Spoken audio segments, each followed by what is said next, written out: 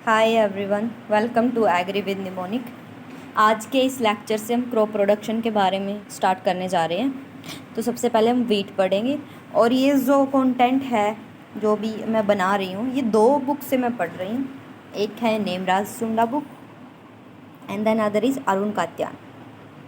ठीक है, और कुछ इसमें भी कुछ ऐसे टॉपिक हैं जो मिसिंग है, उनको मैंने अलग से ऐसे नोट्स बनाए हुए हैं, वहाँ से मैं पढ़ा दूँ। सो 3 चीज़ों से मैं पढ़ा रही हूँ इस वे से कि कहीं कुछ छूट ना जाए। सबसे पहले हम वीट के बारे में स्टार्ट करते हैं। एज यू नो कि सबसे पहले बोटानिकल नेम काफ़ी इंपॉर्टेंट होता है और उसका क्रोमोसोम नंबर कितना है। तो वीट का बोटानिकल नेम ट्रिटिकम एस्टिवम। वैसे तो है इसका ट्रिटिकम स्पीसीज, क्योंकि ट्रिटिकम एक जीनस और स्पीसीज एस्टिवम है। तो यहाँ एस्टिवम में बहुत सारी स्पीसीज़ हैं वीट के अंदर, तो किसी एक पर्टिकुलर स्पीसीज़ का नाम लेना ठीक नहीं रहता, इसलिए ट्रिटिकम स्पीसीज भी इसका नाम है। तो फैमिली क्या हो जाएगी इसकी, पोएसी या फिर ग्रैमिनी। ओरिजिन कहाँ से है इसका, south west Asia. South west Asia normally तुर्की साइड पड़ता है। अच्छा, प्लोइडी के बेस पे जो इसकी क्लासिफिकेशन है वीट की वो की गई है कि कितने जीनोम है इसके अंदर। तब किसी वीट के अंदर एक जीनोम होगा, एक्स की वैल्यू यानी कि जीनोम की वैल्यू 7 है, और 2n इज इक्वल टू 14 यानी कि 2 जीनोम मिलके एक डिप्लॉइड स्पीसीज बना रहे हैं, तो उसको तो बोलेंगे हम डाइप्लॉइड, जिसका एक ही एग्जाम्पल है ट्रिटिकम मोनोकोकम। जैसे कि ह्यूमन में 23 मदर से आता है, 23 फादर से आते हैं, वैसे ही इसमें हुआ। ठीक है, तभी 14 बने। 7 कहीं से आए हैं, 7 कहीं से आए, तब मिलके 14 हो गए। डिप्लॉइड मोनो का मतलब होता है एक, देखो एक ही जीनोम है, X is equal to 7। N तो एन भी 7 ही होगा इधर, लेकिन यहाँ 2n 14 है। Then tetraploid species. टेट्राप्लॉइड में क्या होगा, क्रोमोसोम 28 होगा, 2n 28 है, लेकिन इधर पेरेंट्स क्या हो जाएंगे, पेरेंट्स की अगर रियलिटी में देखें तो हम उसको 4x बोलेंगे। ये जनरल लैंग्वेज में मैं बता रही हूँ कि पेरेंट्स होंगे। ठीक है, तो एक x की वैल्यू 7 आ जाएगी, वही x की वैल्यू 7 आनी चाहिए हर जगह, लेकिन इधर क्या है, ये पेरेंट्स मान लो 4 पेरेंट्स से मिलके एक ये टेट्राप्लॉइड स्पीसीज बनेगी।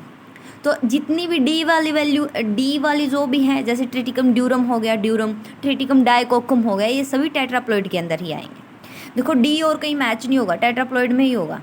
देन अनदर है हेक्साप्लॉइड। हेक्सा इज इक्वल क्या होता है, 2n इज 42। हेक्सा मीन 6 होता है, तो यहाँ 6 जीनोम मिलेंगे। ठीक है, तो क्या हो जाएगा 42, और x की वैल्यू क्या हो जाएगी 7 7 7, हर जगह 7 है, यानी कि हर पेरेंट से 7 ही आएंगे। बट बात यह है कि वो कितने पेरेंट्स से आ रहे हैं, तो इधर 6 से आ रहे हैं, टेट्रा 4, डाइप्लॉइड 2 से आ रहे हैं। तो हेक्साप्लॉइड क्या क्या हो जाएंगे, वीट, ट्रिटिकम वल्गेर भी इसी में आएगी क्योंकि हेक्साप्लॉइड है। ट्रिटिकम स्फेरोकोकम, इंडियन ड्वार्फ वीट बोलते हैं जिसको। एंड देन ट्रिटिकम एस्टिवम, जो सबसे ज़्यादा ग्रो की जाती है एरिया पे, हम ट्रिटिकम एस्टिवम। ब्रेड वीट, ठीक है, ब्रेड वीट इसे बोलते हैं। मैक्सिकन ड्वार्फ वीट, क्योंकि ये मैक्सिको से लेके आया गया था।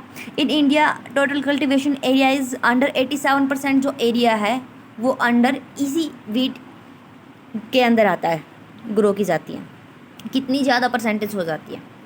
अब अगर आगे हम पढ़ें तो जो ट्रिटिकम एस्टिवम है, इसको भी आगे 4 वे से कैटेगराइज किया गया है कि एम्बर वीट लगा रहे हैं, तो एम्बर वीट देखते पता चल जाएगा बोल्ड से ग्रेन होंगे।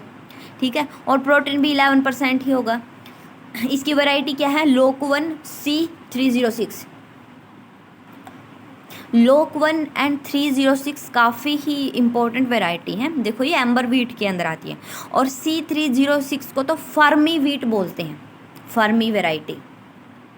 देन अगर यही क्लासिफिकेशन हमने मिरासुंडा से पढ़े तो वही है ना, हेक्साप्लॉइड क्या हो जाएगी, imported species but mostly grown in India. ठीक है, जो ट्रिटिकम एस्टिवम है, तभी तो हम इसका बोटानिकल नेम भी ट्रिटिकम एस्टिवम बोलते हैं, क्योंकि ये ज़्यादातर ग्रो ही की जाती है, 87% of area. Introduced in India by Borlaug from Mexico, तभी तो इसको मैक्सिकन ड्वार्फ वीट बोलते हैं हेक्साप्लॉइड स्पीसीज में। और स्फेरोकोकम भी हेक्साप्लॉइड में थी, वो इंडिया में ही थी, तभी उसको इंडियन ड्वार्फ वीट बोलते हैं। ठीक है, क्योंकि ये हमारे एरिया की थी नहीं, कहाँ से लेके आए थे, मैक्सिको से। Hence called Mexican dwarf wheat and responsible for green revolution. ठीक है, हमारे जब इंडिया में ग्रीन रेवोल्यूशन आया था तो यही तो वैरायटी ग्रो करवाई थी। ठीक है, देन ड्यूरम और मैक्रोनी वीट। ठीक है, जितनी भी देखो ड्यूरम और मैक्रोनी वीट, ठीक है, जो मैक्रोनी है खाते हैं वो इसी वीट से प्रिपेयर की जाती है। ठीक है, सूजी हो गया, और ये क्या होती है, अप्रोक्स 12% एरिया पे ये ग्रो की जाती है। सेंट्रल और साउदर्न एरिया होता है वहाँ ये ग्रो की जाती है, और जहाँ ड्रोट टाइप कंडीशन होती है या फिर रेन फेड कंडीशन बन जाती है तो उस एरिया में ये सबसे अच्छे से ग्रो होती है। देन एमर वीट, ये भी देखो डाइकोकम डी टेट्राप्लॉइड स्पीसीज से आ रही हैं ये, तो एमर वीट क्या हो जाएगी, डाइकोकम। अब इसको कंफ्यूज नहीं होना, देखो डबल सी किस में आया है, डाइकोकम में, और डबल एम किस में आया है, एमर में। तो एमर वीट किसे बोला जाता है, डाइकोकम को ही बोला जाता है। ये 1% एरिया पे ग्रो होती है, ठीक है। इससे क्या है, उपमा बनाया जाता है, तो ये यूज़ में आ जाती है। देन डाइप्लॉइड स्पीसीज कौन सी थी, मोनोकोकम, मोनो मीन्स एक, देखो इसके क्या होते हैं 2n=14 क्रोमोसोम होते हैं। देन ट्रिटिकम एग्लोप्लॉइड, ठीक है, ये भी क्या होती है, एक डिप्लॉइड वीट होती है। ये है नेमराज सुंडा में, जो कि इसके बारे में क्लासिफिकेशन में लिखा हुआ है। और अगर हम अरुण कात्यायन से पढ़ें तो वही है डाइकोकम, डबल सी वाला, तो डबल एम वाला, तो ये एमर वीट को डाइकोकम बोलते हैं, ठीक है। यही 1% डाइकोकम, ठीक है, अभी पढ़ा था ये, जैसे 1% एरिया पे ये ग्रो होती है। कहाँ कहाँ होती है ये, साउदर्न पार्ट में होती है, Tamil Nadu, Karnataka and good for upma, अभी यही उसमें पढ़ा था नेमराज सुंडा में। देन मैक्रोनी वीट किसे बोलते हैं, ड्यूरम को बोलते हैं। काफ़ी ओल्ड वैरायटी है, best wheat for draught condition, पढ़ा था ना, अंडर रेनफेड कंडीशन कौन सी ग्रो होती है, durum. Under restricted irrigation use for semiya, सूजी प्रिपरेशन के लिए ये यूज़ होती है। मालविका इसकी वैरायटी का नाम, और मालविका एक ऐसी वैरायटी है जो सबसे ज़्यादा प्रोटीन कैरी करती है। ये 15% तक प्रोटीन मालविका के अंदर ही होता है। एज तो 10 से 11% हम पढ़ेंगे। Second important wheat grown in country, क्योंकि फर्स्ट तो एस्ट्रिवम है, सेकंड क्या है, ड्यूरम, जिसको मैक्रोनी वीट बोलते हैं, ठीक है। देन ब्रेड वीट कौन सी है, triticum vulgare, typically tall wheat for rainfed condition in Indo Gangetic plain, ठीक है। ये टाल वीट है और इंडो गैंगेटिक प्लेन में वुल्गेयर यूज़ की जाती है, ठीक है। C306, ठीक है, ये क्या है, इसकी वैरायटी है। देन इंडियन ड्वार्फ वीट कौन सी थी, स्फेरोकोकम, ये अभी पढ़ा था। Card club wheat in western countries grown in limited areas, ठीक है। देन मैक्सिकन ड्वार्फ वीट, वही ट्रिटिकम एस्टिवम, एवरीवेयर, जो कि अब तो हर जगह ही ग्रो करवाई जाती है, ठीक है। Chapati making quality depend on gluten strength, क्यों हमेशा नॉर्थ इंडिया में वीट को प्रेफर किया जाता है, क्योंकि इसके अंदर ग्लूटेन होता है, ठीक है, जिससे चपाती इजीली बन सकती है। ये टूटेगा नहीं बीच से, बिखरेगा नहीं गीला करने पे भी, ये स्ट्रेंथ में रहता है। Strong gluten varieties are mostly suitable for bread and for expression of high of volume, ठीक है। तो ये सारी इसकी वैरायटी हो जाएंगी। सेम ही बात लिखी है अभी तक तो। देन अगर आगे पढ़े हम, क्या था, फ्लावरिंग पोर्शन ऑफ वीट, यानी कि इनफ्लोरेसेंस क्या होता है, ईयर बोल लो, हेड बोल लो या स्पाइक बोल लो, ये सभी क्या है, इसका इन्फ्लोरेसेंस है। The central zigzag axis is called rachis, ठीक है। इधर भी ग्रेन लगे होंगे इसके, इधर भी ग्रेन लगे होंगे, तो सेंटर में क्या होती है, जिगजैग पैटर्न बनाती है, तो उसको बोलते हैं रैचेस, ठीक है। इस स्पाइकलेट किससे बना होता है, फ्लावर्स कॉल्ड फ्लोरेट, ये स्पाइकलेट होता है पूरा ऐसे फ्लावर इसके अंदर होते हैं, ठीक है। फ्लावर इज क्लोज, अब ये एक flower is close by lemma, lemma कौन सा होता है, ऊपर वाला, फिर नीचे वाला किसको बोलते हैं, पैलिया। लेमा क्या होता है, बड़ा होता है। वीट ग्रेन होता है इसके अंदर होता है, ऊपर ये कवर होता है लेमा और पैलिया से, ठीक है। लेमा ऊपर वाला फिर आगे ओन बनाता है, सो नीचे वाला छोटा ब्रैकेट में बंद हो जाता है, इसको पैलिया बोलते हैं। टेस्ट वेट क्या होता है, 450 ग्राम। टेस्ट वेट क्या होता है, 1000 सीड का जो वेट होगा उसे बोलते हैं टेस्ट वेट। और एक होता है सीड इंडेक्स, उसको बोलते हैं कि 100 सीड का वेट लेना, वो बोल्ड सीड में यूज़ होता है। और जो वीट है उसके सीड बोल्ड नहीं होते, इतने छोटे से होते हैं, तो इसका क्या होता है 1000 लिया जाता है। शेलिंग परसेंटेज, यानी कि ग्रेन कितना निकलेगा अब इसमें से, तो क्या होता है 60% होता है। हार्वेस्ट इंडेक्स क्या होता है, हार्वेस्ट करते हैं हम, एक तो हम ग्रेन देखते हैं कितना हुआ है, या फिर उसके बाद वो जो भूसा सा बच जाता है, बायोलॉजिकल इल्ड बोलते हैं जिसे, वो देखते हैं। तो इन दोनों की रेशियो को ही बोलते हैं इकोनॉमिक इल्ड, यानी कि ग्रेन इल्ड बाई में बायोलॉजिकल इल्ड, यानी कि जो स्ट्रॉ वगैरह बच गया तो उसको इनटू में 100% लेने तो 100 करना पड़ेगा, वो कितना होता है 40 से 45% तक होता है। क्या, harvest index. Noren 10 dwarfing gene was isolated from Noren series, ठीक है। नोरेन 10 क्या था, एक वैरायटी थी जिसमें म्यूटेशन की वजह से वो प्लांट है जो छोटे छोटे दिखाई दिए, ठीक है। उसके बाद उसके अंदर क्या था, RST1 और RST2 दो जीन थे जिनकी वजह से वो क्या थे, प्लांट छोटे हो रहे थे, इन जीन की वजह से हो रहे थे। ठीक है, तो रियल जीन तो वो थे, लेकिन नोरेंटेन क्या थी, एक वेराइटी थी। तो अब क्या बोलते हैं कि जीन कौन सा है, तो जीन का ही नाम नोरेंटेन बोल दिया अब। ठीक है, the first such varieties Norin ten dwarfing gene wheat. Norin ten was brought to USA by Salmon. USA के अंदर ही सालमोन लेके गए 1948 को। और देखो कब ये चीज़ घूम फिर के 1964 तक हमारे पास पहुंची थी इंडिया में। देन नोरेंजीन का यूज करके जो वोगल थे उन्होंने डेवलप किया एक dwarf winter wheat variety grain in USA and many other varieties were developed by Norman E Borlaug. ठीक है, जो वर्ल्ड लेवल पे फादर ऑफ ग्रीन रेवोल्यूशन बोले जाते हैं वो नॉर्मन ई बोरल्यू थे। फिर आगे इन्होंने इस पे काम किया और इनको नोबेल कब मिला 1961 से 1962 के टाइम पे इनको क्या मिला था, जो इन्होंने डिस्कवरी की थी वीट पे, तो इनको एक नोबेल प्राइज़ मिला था फील्ड के अंदर। ठीक है, तो ये काफ़ी इंपॉर्टेंट है कि नॉर्मन ई बोरल्यू को कब मिला था, 1961 और 62 में। Then 1963 government of India imported 100 kg of Mexican wheat. ठीक है, वही मैक्सिकन वीट कौन सी थी जो हम पढ़ रहे थे, Triticum aestivum. Sonara 64, Sonara 63, Lerma Rojo with the help of Rockefeller foundation and 5 varieties by IARI were Lerma Rojo 64A, ये वगैरह रिलीज़ कर दी थी उस time. After extensive test huge quantities of Lerma Rojo 64A single gene dwarf variety. Single gene, इसके अंदर एक ही gene होगा जो ड्वार्फनेस के लिए रिस्पॉन्सिबल होगा। ऐसे ही हम पढ़ेंगे डबल जीन वैरायटी होते हैं, ट्रिपल जीन। ट्रिपल क्या दिखाता है अपने आप में कि 3 जीन मिलेंगे जिसके लिए ड्वार्फिंग रिस्पॉन्सिबल होगी जो। एंड सोनारा 64, सोनारा 64 क्या है, एक डबल जीन है, और लर्मा रोजो क्या है, एक सिंगल जीन है। ठीक है, ये काफ़ी इंपॉर्टेंट है, इनको याद रखना। कब लेके आए थे, देखो 1965 से 1966 के बीच में हम लेके आए थे, और 1961 में तो उन्हें नोबेल प्राइज़ भी मिल लिया था।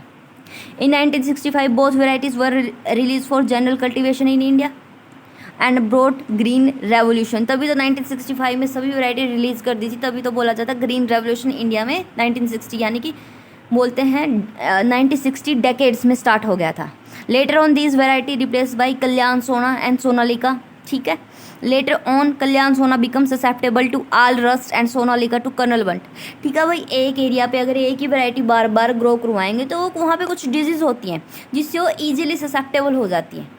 वो डिजीज़ देखी नहीं और इनको स्टार्ट हो जाएगी वो डिजीज़ होना, यही है ससेप्टेबल। ठीक है, उसको रेजिस्टेंट ही ना कर पाए, डिजीज़ को झेल ही ना पाए। ठीक है, इनको तो इजीली हो जा रही थी, फिर इनको ग्रो करने का क्या फ़ायदा है, तब इन पे इतनी ज़्यादा जल्दी डिजीज़ आ रही थी। ये क्या हो गई थी, रिप्लेस कर दी गई थी। सोर्स ऑफ ड्वार्फिंग जीन हमने पढ़ा, नोरेंटेन जो कि जापान में आया था, एक वैरायटी थी। देन 1970 में ट्रिपल जीन ड्वार्फ वैराइटीज़ वर रिलीज्ड। अब ये भी इंपॉर्टेंट है कि ट्रिपल जीन ड्वार्फ वैराइटीज़ किस ईयर रिलीज़ की थी, वो थी 1970। अब 3 जीन होंगे रिस्पॉन्सिबल, अब रिसर्चेज ज़्यादा चल रही हैं, अब इन्होंने 3 जीन ले आए। नेशनल एवरेज यील्ड क्या थी उस टाइम, 3200 kg पर हेक्टेयर। ठीक है, सिंगल जीन ड्वार्फ वैराइटीज़ कौन सी हैं, सोनालिका। देखने से लग रहा कि अकेला होगा तो सोनालिका सिंगल जीन वैरायटी है। ठीक है, डबल जीन ड्वार्फ वैरायटी कौन सी होगी, कल्याण सोना। डबल देखो, कल्याण सोना, दो नेम है ना इस पर, कल्याण सोना तो डबल जीन ड्वार्फ वैरायटी होगी। अर्जुन, झनक, ये भी।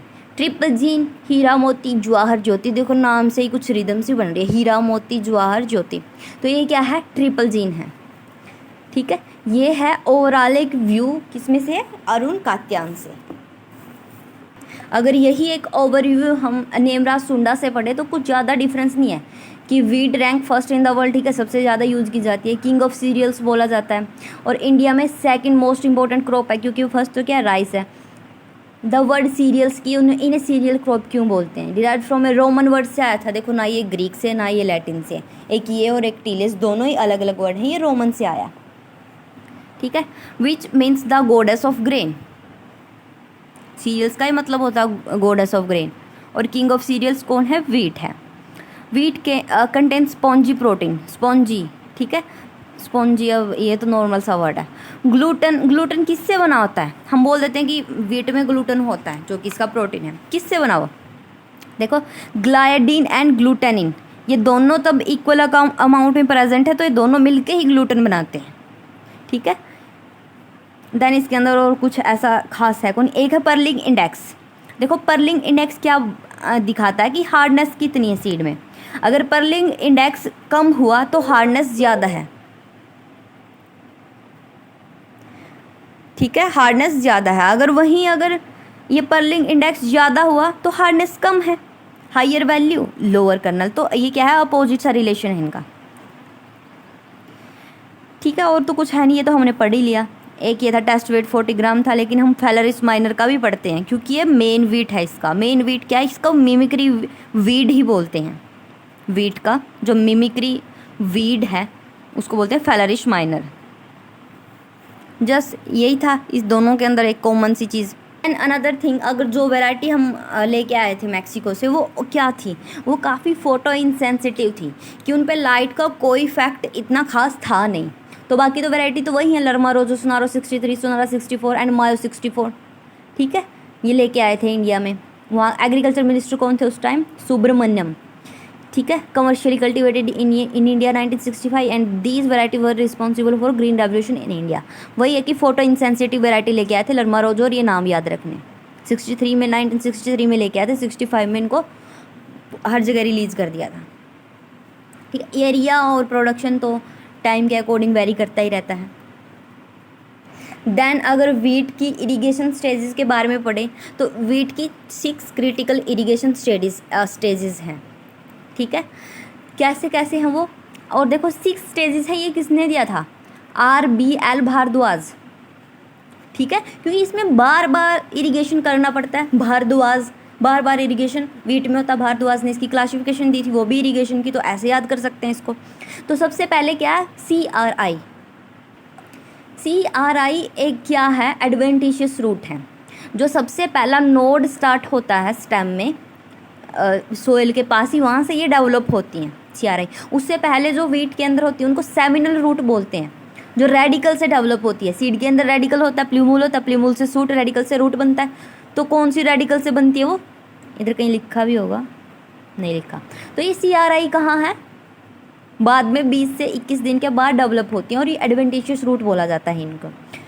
क्यों इनको क्राउन बोला जाता है, क्योंकि एक ये ऐसी स्ट्रक्चर फॉर्म कर लेती हैं चारों ओर वीट के, जो कि एक क्राउन जैसा लगता है, ठीक है। तो पहली स्टेज तो यही होगी, इस पे इरिगेशन करना काफ़ी इंपॉर्टेंट है। अगर एक इरिगेशन अवेलेबल है फार्मर के पास तो यही स्टेज है वो जहाँ वो इरिगेशन अप्लाई करेगा, ठीक है। देन उसके बाद है टिलरिंग स्टेज। टिलर तो एक ही प्लांट था, अब उसके 3-4 प्लांट ऐसे डेवलप हो जाएंगे तो उनको क्या बोलेंगे, टिलर बोलेंगे, ठीक है। जितने ज़्यादा टिलर होंगे उतने ज़्यादा प्रोडक्शन होगा। तो इस टिलरिंग स्टेज पे भी काफ़ी इंपॉर्टेंट हो जाता है इरिगेशन करना। ये होती है 40 से 45 डेज़ में। 20-20 ऐड करते जाओ सभी में, बस हमारी इरिगेशन की स्टेज निकल जाएंगी। देन उसके बाद जॉइंटिंग स्टेज हो जाती है अप टू 60 से 65 डेज़। उसके बाद फ्लावर स्टार्ट हो जाते हैं आने, तो 80 से 85 डेज़ देखो 20-20 ऐड करते जाओ। देन मिल्किंग स्टेज, वो जो ग्रेन फील हो जाते हैं, फिर उनमें मिल्क जैसा स्ट्रक्चर डेवलप होता है, वाइट वो मिल्की पाउडर सा उनके अंदर हो जाता है। कभी एक इसको बाली बोलते हैं वैसे हिंदी में, उसको निकाल के देखना, वाइट से सीड के अंदर से वाइट सा निकलेगा, उसको बोलते हैं मिल्किंग स्टेज, ठीक है। वही डोसेज, यानी कि तब वो थोड़ा सा क्या होता है, हार्ड होने लग जाता है वीट के अंदर वो, तब 115 से 120 डेज आफ्टर शोइंग हो जाता है वो, ठीक है। तो ये 6 स्टेजेस थी इसकी, ये हमने पढ़ लिया है कि CRI सबसे इम्पोर्टेंट है। देखो अगर 2 इरिगेशन हुआ फार्मर के पास तो एक CRI पे दे दिया और एक फ्लावरिंग पे, 2 बीच में ये छोड़ दिया, 2 लास्ट में ये छोड़ दिया, वही चीज़ हो जाएगी। अगर 3 है तो एक CRI पे दे दिया, एक जॉइंटिंग पे दे दिया, एक मिल्किंग पे, एक को छोड़ के एक के पास देते चले गए, ठीक है, ऐसे ही हो जाएगा। देन क्लाइमेट देखें इसका, तो C3 प्लांट है ये, ठीक है। C3 में क्या होता है, एक स्टेबल कंपाउंड बनता है, PGA बोलते हैं जिसको, फोस्फोग्लिसरिक एसिड, ठीक है। C3 cycle, Calvin cycle use होता है इसमें, ठीक है। देन लॉन्ग डे प्लांट है, जितनी भी रबी सीजन क्रॉप हैं उनको फ्लावरिंग के टाइम वो सर्दियों से गर्मियों की तरफ ट्रांसफ़र हो जाती है, तब उनके अंदर फ्लावरिंग होती है। तो गर्मियों में तो दिन बड़े होते हैं, तो क्या होती हैं ये लॉन्ग डे प्लांट होती हैं। किस बेस पे होता है ये, फोटो पीरियोडिज्म के बेस पे लॉन्ग या शॉर्ट डे प्लांट देखा जाता है। The most ideal condition for desirable wheat growth are cool और मॉइस्ट वेदर होना चाहिए। सर्दियाँ भाई कूल और मॉइस्ट वेदर ही होगा ना, तो वही होना चाहिए, ठीक है। वार्म एंड ड्राई क्लाइमेट होना चाहिए ड्यूरिंग रेन फॉर्मेशन। ओके, तभी तो ये लॉन्ग डे प्लांट है, क्योंकि गर्मियों में जाके फ्लावरिंग शो करती हैं।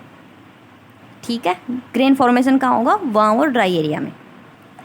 देन बूटिंग स्टेज के बाद जब रिप्रोडक्टिव स्टेज स्टार्ट हो जाती है, the spike which is inside is held by the last leaf का। देखो जहाँ बाली सी होती है, एक किसी भी फील्ड में जाकर देख लेना, ऐसे हो जाएगी वो, तो एक लीफ ऊपर की तरफ ऐसे दिखे ही दिखेगी, तो इसको बोलते हैं फ्लैग लीफ। इसके अंदर ये बाली सी दिखेगी, बाली बोलते हैं इसको हिंदी में। ठीक है, और इसके बाहर ये एक लीफ ऐसे ऊपर जैसे दिखेगी, तो यही फ्लैग लीफ है। और सबसे ज़्यादा फोटोसिंथेसिस यही करती है, और ग्रेन फिलिंग के टाइम ये फ्लैग लीफ का होना काफ़ी ज़्यादा इम्पोर्टेंट है ये क्रॉप के लिए। अगर ये नहीं होगी तो ना फोटोसिंथेसिस होगी, ना ग्रेन को फूड मिलेगा, ना वो ग्रेन डेवलप होगा। देन अगर वेराइटीज़ देखें, वही बात है जो नोरेन 10 के बारे में हमने पढ़ लिया, और इसमें क्या लिखा है, ये बात इसमें गलत लिखी है। SD1 और SD2 होता है। SD1 और SD2 जो जीन होते हैं वो हमेशा राइस में यूज़ होते हैं, और RST1 और RH2 होता है जो वो वीट के अंदर यूज़ होता है। ठीक है, देन अलग से देखो, इसमें सिंगल जीन ड्वार्फ लर्मा रोजो 64 है, सुजाता। ठीक है, गिरिजा सोनालिका, ये क्या है? Single gene dwarf. देखो लर्मा रोजो 64A क्या है? सिंगल जीन ड्वार्फ वीट है। और वहीं अगर मैं देखूं कि डबल जीन में क्या है? कल्याण सोना। ठीक है, देन सोनारा 64, और छोटी लर्मा रोजो तो सिंगल है, लेकिन छोटी लर्मा क्या है? डबल है। ओके, अर्जुन जनक, ये सब हमने पढ़ लिया है। देन ट्रिपल जीन हीरा मोती, जवाहर ज्योति, ये भी हमने पीछे पढ़ा था, लेकिन इसमें एक क्या होगी? लाल बादशाह। अब हीरा मोती जिसके पास होगा वो तो बादशाह ही होगा ना, तो ट्रिपल जीन वैरायटी ये हो जाएंगी, जो कि कब डेवलप की गई थी? 1970 में।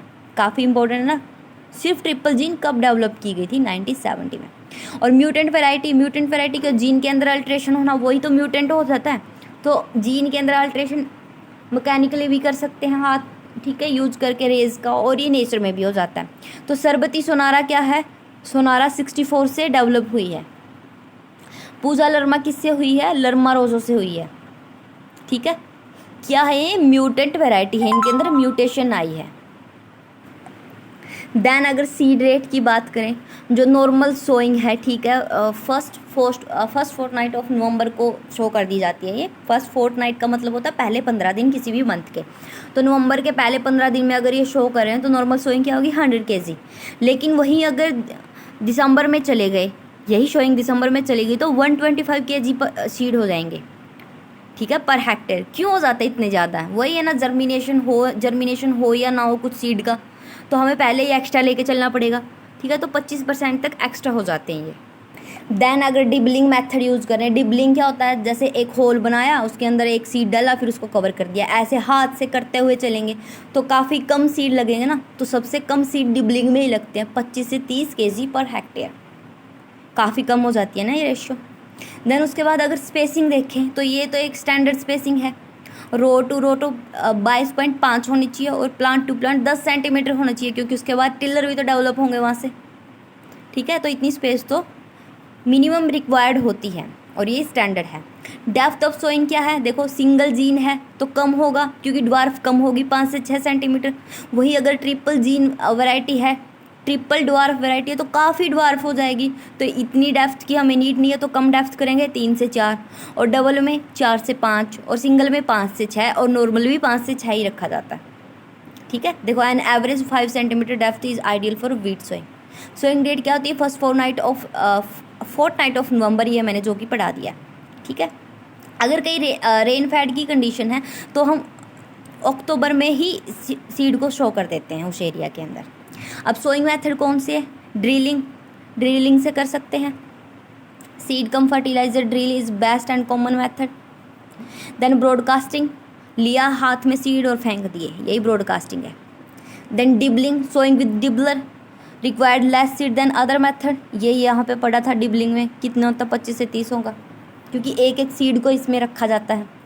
Then behind the plough method, आगे प्लो चल रहा है, और उसको रिजिज को ओपन करता हुआ और पीछे पीछे सो करते चल रहे हैं। तो ये 2 वे से हो सकता है, केरा मेथड, या तो आगे प्लो चल रहा है, पीछे हाथ से करते जाओ, तो इसको बोलेंगे केरा मेथड। कर कर मैंने हाथ होता है संस्कृत में, तो हम इसको बोल सकते हैं केरा मेथड, हाथ से किया जाता है, वहाँ से याद रख सकते हैं। पोरा मेथड होता है कोई फनल टाइप, जैसे हल आगे चल रहा है उसमें फनल सा लगा दिया और उसी में सीड डालते गए, वो आगे जा रहा है और साथ में सीड शो करता जा रहा, तो ऐसे पोरा मेथड हो जाएगा। FIRB क्या होता है? Furrow irrigated raised bed. Furrow में तो इरिगेशन होगी और रेज्ड बेड होंगे ऐसे। ये क्या है? ऊपर रेज्ड बेड है और ये क्या है? फर्रो। तो ये फर्रो में तो पानी दिया जाता है 45 सेंटीमीटर तक होनी चाहिए, और ये क्या है 90 सेंटीमीटर तक। अब वो क्या है? ये एक रेज्ड बेड है। यहाँ पे क्या कर ली? सीड को सो कर लिया और वाटर यहाँ से दे दिया, यहाँ पे वाटर दिया, वो रूट के थ्रू प्लांट अपने आप अपटेक कर लेंगे, वैसे ही आगे मिलेगा, ऐसे प्लांट अपटेक कर लेंगे। ठीक है, तो ये क्या है? Furrow irrigated raised beds. जहाँ इरिगेशन कम अवेलेबल है वहाँ पे भी ये मेथड अप्लाई किया जाता है। जहाँ पानी ज़्यादा है तो पानी को यहाँ अलग से निकाल देंगे ड्रेनेज के जैसे, तो वहाँ पे भी ये यूज़ किया जाता है। ठीक है, तो ये काफ़ी यूज़फुल मेथड है। देन फर्टिलाइज़र वही है 120-60-40। ठीक है, ये तो फर्टिलाइज़र एंड मैन्यूर हो गया। बट कई बार कंडीशन ये होती है कि जो पिछली क्रॉप है वो लेट हार्वेस्ट की गई है और वीट के लिए तो कम टाइम बचता है, तो उस टाइम क्या करते हैं, सडनली वीट को एकदम से वहाँ पे ग्रो कर दिया जाता है, तो वहाँ पे नाइट्रोजन की जो अमाउंट है उसको 80 कर दिया जाता है। क्यों नाइट्रोजन यूज़ करते हैं? नाइट्रोजन ऑलवेज जो वेजिटेटिव फेज़ है उसके लिए हेल्पफुल होता है। ठीक है, अगर वेजिटेटिव फेज ज़्यादा लंबे तक समय तक चलेगी तो रिप्रोडक्टिव लेट आएगी। वैसे भी हमारी वीट लेट सोन हुई है क्योंकि पहले वाली क्रॉप लेट हार्वेस्ट हुई थी, तो अब वेजिटेटिव स्टेज को कम करने के लिए हम नाइट्रोजन की एप्लीकेशन कम करेंगे, तो ये 80 kg यूज़ की जाती है अगर लेट शोइंग हुई है वीट के अंदर और आगे उसको रिप्रोडक्टिव फेज़ के लिए कम टाइम मिलेगा, तो पहले ही रिप्रोडक्टिव स्टेज यहाँ पे स्टार्ट हो जाती है क्योंकि हमने नाइट्रोजन कम अप्लाई किया है। तो बाकी सबको क्या करते हैं, half dose of nitrogen and full dose of potassium and phosphorus apply कर दिया। बेसल डोज क्या होता है? बेसल डोज वो होता है तब शो कर रहे हैं सीड को, उसी टाइम जो मैं फर्टिलाइज़र साथ में ही दे दिया जाता है उसको बोलते हैं बेसल डोज। ठीक है, तो पोटाशियम और फॉस्फोरस दोनों ही बेसल डोज में यूज़ हो जाते हैं, लेकिन हाफ डोज ही नाइट्रोजन की दी जाती है और हाफ को जब स्टैंडिंग क्रॉप होती है उसके ड्यूरिंग देना ही टॉप ड्रेसिंग बोला जाता है। ठीक है, then under rainfed condition full dose of nitrogen. ठीक है, ये जितना नाइट्रोजन है, जितना ये फॉस्फोरस पोटास, ये साथ में ही दे देते हैं रेन फेड में।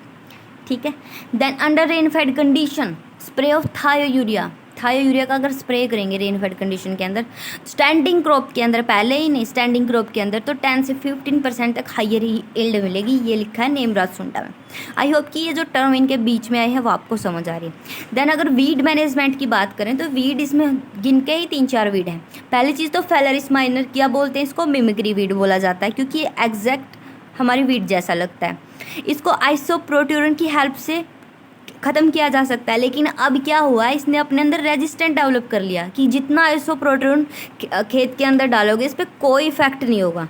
ठीक है, और ये चीज़ सबसे पहले किसने डिस्कवर की थी? RK मलिक नाम के एक इंसान ने हिसार के अंदर देखा था इसको, तो इन्होंने बोला ये तो रिएक्ट ही नहीं कर रहा, तो इसके बाद सल्फोसल्फ्यूरन को यूज़ किया गया। ठीक है, तो अब कौन है? सल्फोसल्फ्यूरन इसके अंदर यूज़ किया जाता है। देन अगर हम देखें, एक होता है Avena फटुआ।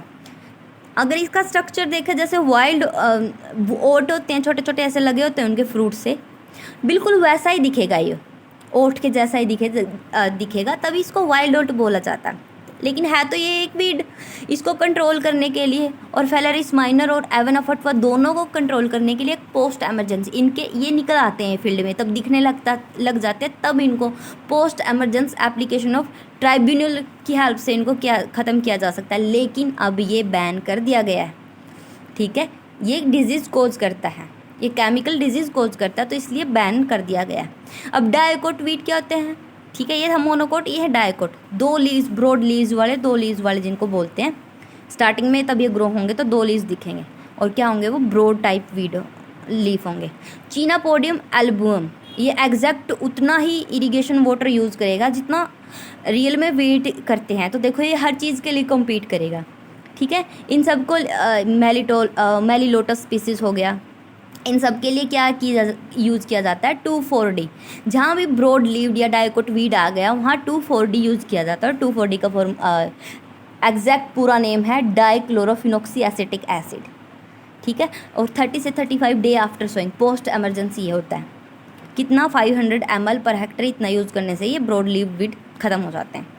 In dwarf varieties application of 2,4-D should be sprayed at 30 से 35 days after sowing because 1 week earlier spray may cause ear malformation in wheat, ठीक है, क्योंकि ये वीट पे भी इफेक्ट करेगा। अगर पहले दे दिया तो इनको एक ऑप्टिमम स्टेज पे ही देना होता है। तो ये था